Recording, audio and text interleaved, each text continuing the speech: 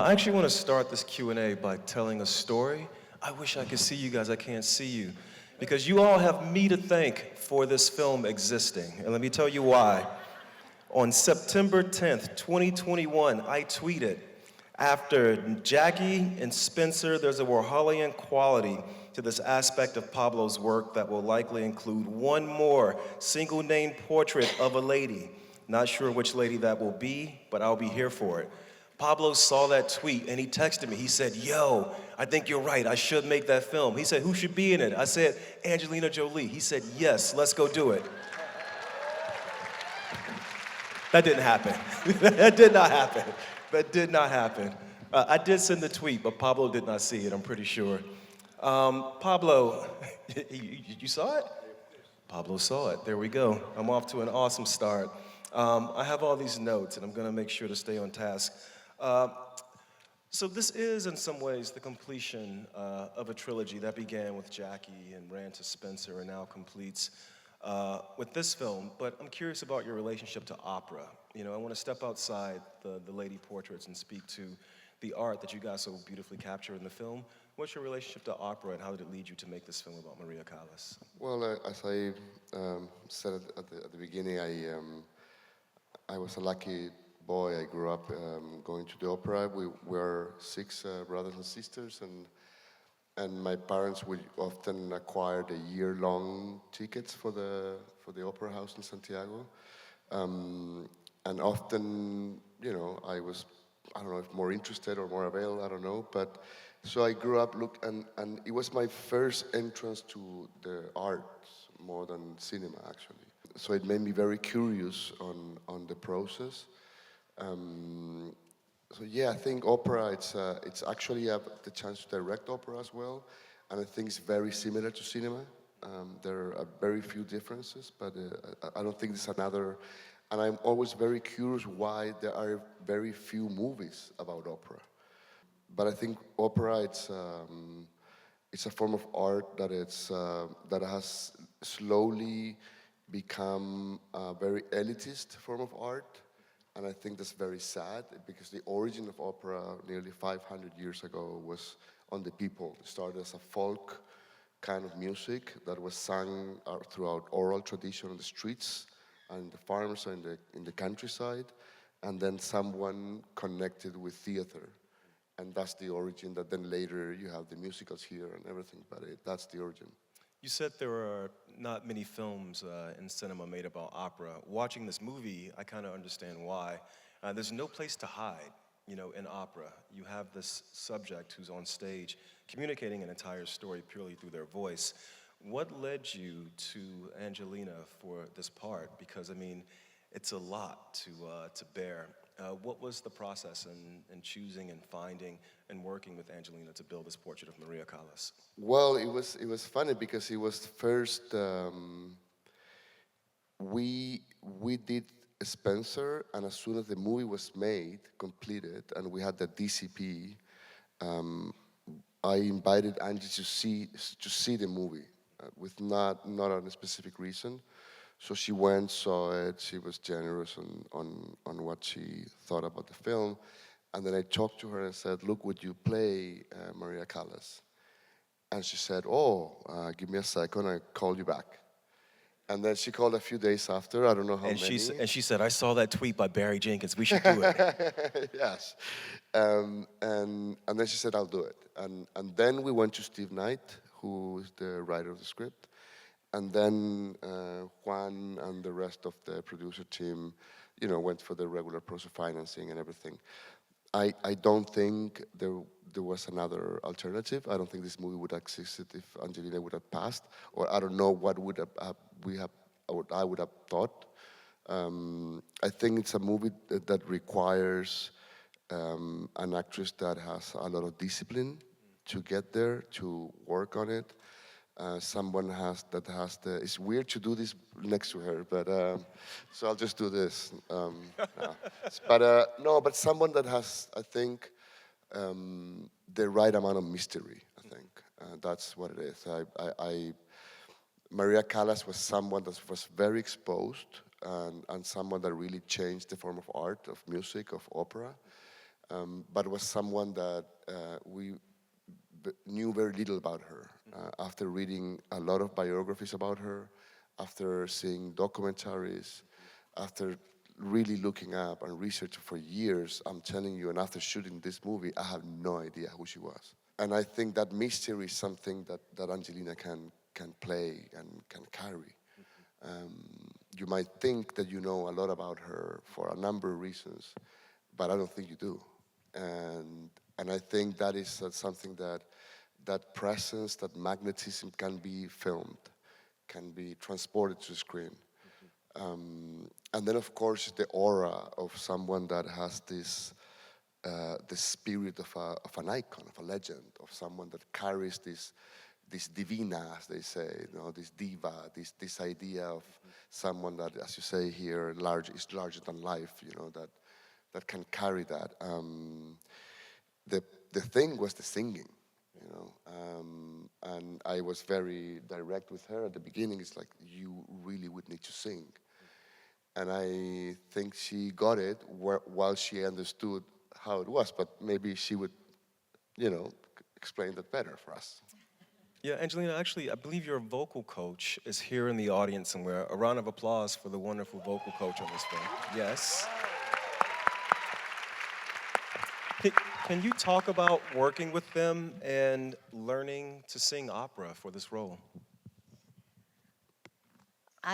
It's true he was honest and said I would have to sing, but not exactly how, not completely transparent about all that was going to be stripped away and what it would really be, or maybe I just didn't understand, because I think I would have been much more scared.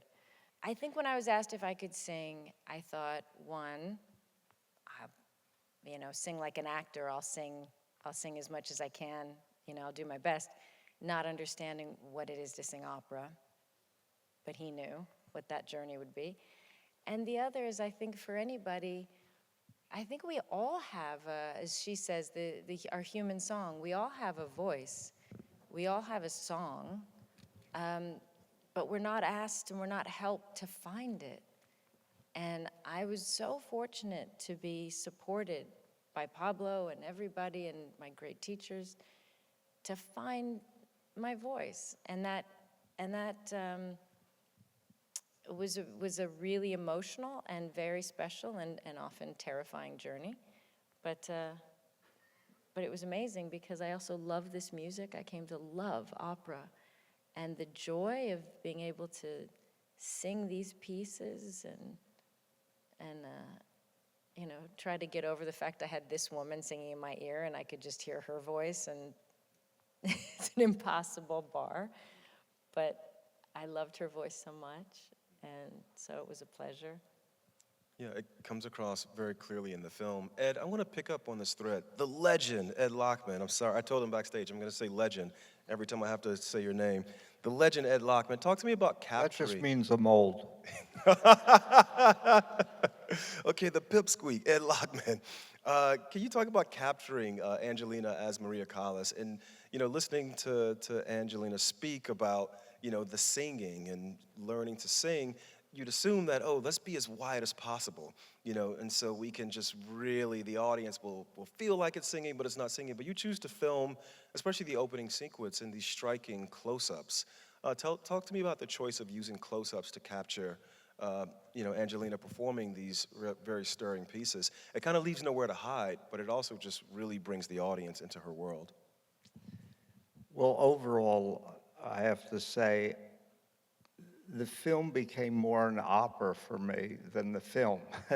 And she embodied Maria Callas so strongly that it was hard not to be part of what she was in the moment. And so for me, in opera, there's a reflective and observational part of for the audience. And that's how I tried to use the camera with Pablo. And Pablo had the idea of these moving, we started this on a conde, always working off of a crane rather than a dolly, so he could be responsive and find the place for the camera, but even between the shots. And one of the advantages of working with Pablo is that he's very much in the moment with the performance. And she was always in the moment with the performance. And so that really gave the language. And then the other aspect of it was that it's a heightened reality. It's not naturalistic. It's what Guy did for the sets. You know, they're bigger than life, and the color choices were expressionistic. They're not naturalistic, and all those things add to the emotions that we feel for her character, that we're trying to play with the psychology of what's happening to her. And then I also want to talk about the texture of the film. You choose to shoot the film almost, I think, entirely on emulsion, on actual film stock across 35 millimeters, 16 millimeters, Super 8, with these very, it seems, vintage lenses. Just talk to me about the process of choosing to film that way. Well, yeah, that part of it really fit, you know, in her personal life. The Super 8 was when she let her guard down and she wasn't so groomed or worried about how she presented herself. But she was also obviously photographed by the greatest photographers of the time, Cecil Beaton, Richard Avedon, and Irving Penn.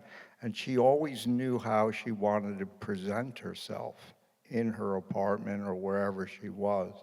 And so we tried to maintain that look in the 35. And then there's the black and white, which is her memory of her past. So all those things added to a texture to the world that she was part of, but really I felt that it wasn't just imposed as an idea, it really came out of all the research that we've looked at.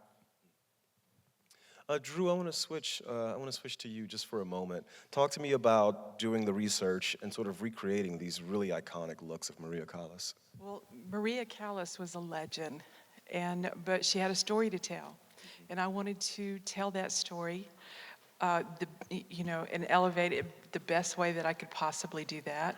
And we're telling this story through Angelina Jolie, and it was, I did my research, I did my homework, and then with the help of Guy and his research and Pablo and Angelina, it was. I didn't want to disappoint. I wanted to be able to nail those certain periods and just little nuances about Maria Callas in the last days, and then when she, of course, the days when she was so put together, and it was a lot going on. I've never done operas, so we were doing opera hair, and we were doing all the different periods of her look, and I just wanted to honor her legend and not disappoint anybody.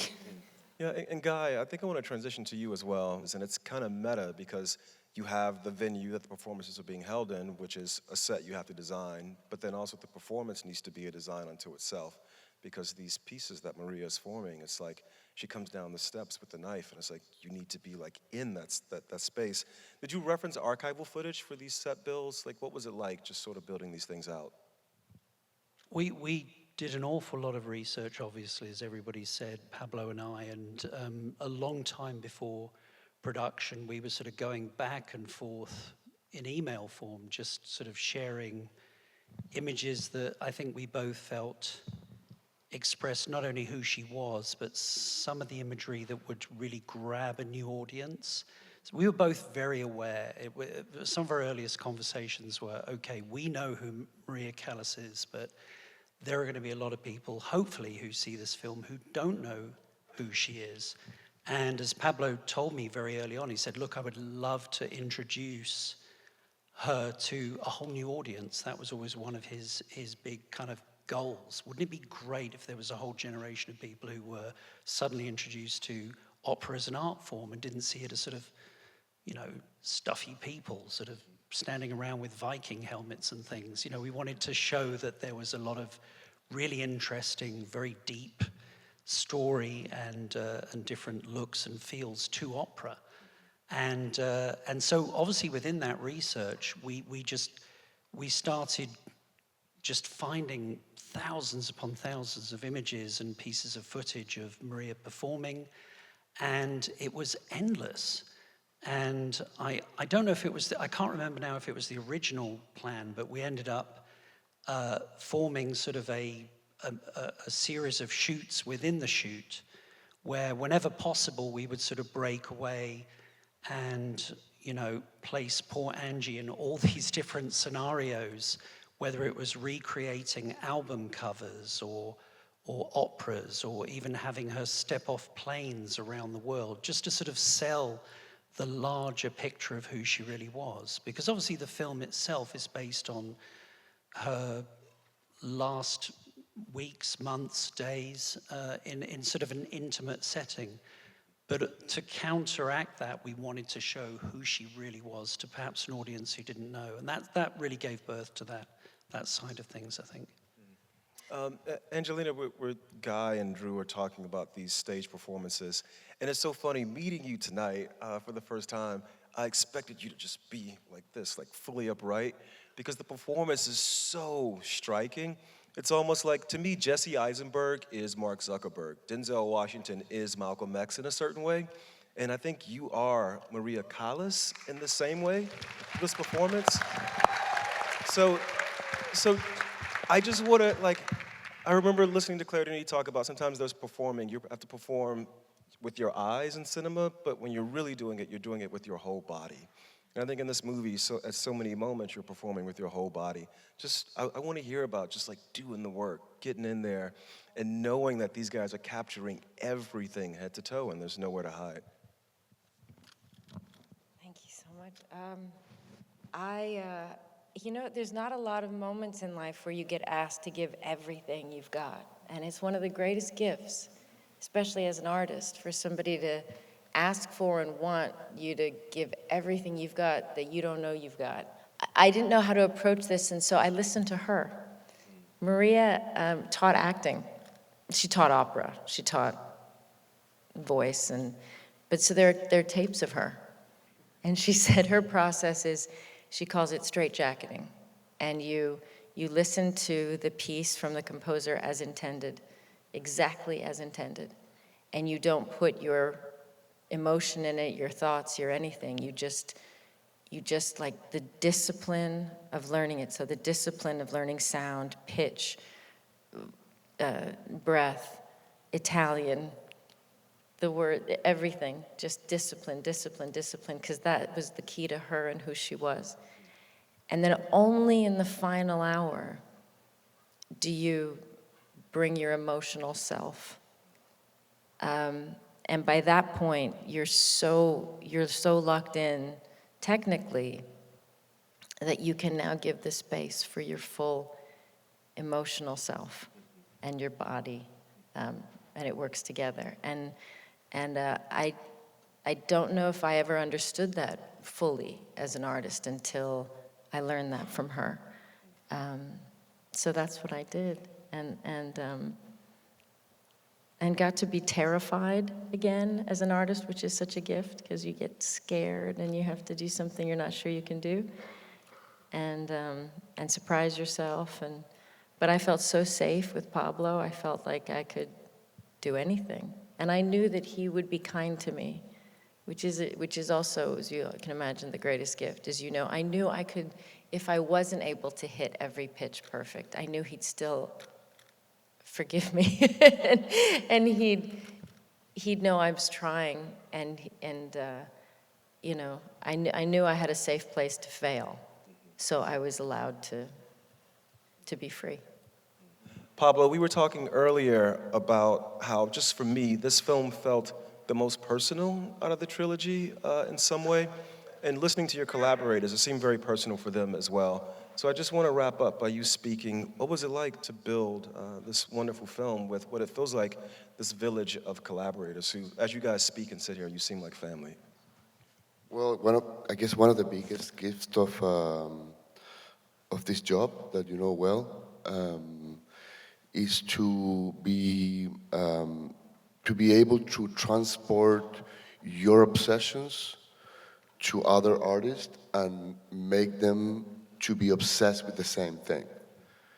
And when that happened with the people that is here or the people that is over there or they are, I don't know, in Europe or wherever they are, it becomes a collective energy. I've worked with most of them before, and so it is really like a gang that is already is oiled and is, you know, pushing and moving. But there was something here that I think we all found a place and a way to turn it and make it personal to each of us in our own, as our own individuals. And you can tell that because we're working all day long and then you're in a foreign country working, like, I don't know, in France or in Hungary, and then you go to dinner, you have a glass of wine, and you understand that everyone is really having their own life within the film. And that is an enormous gift of this art form.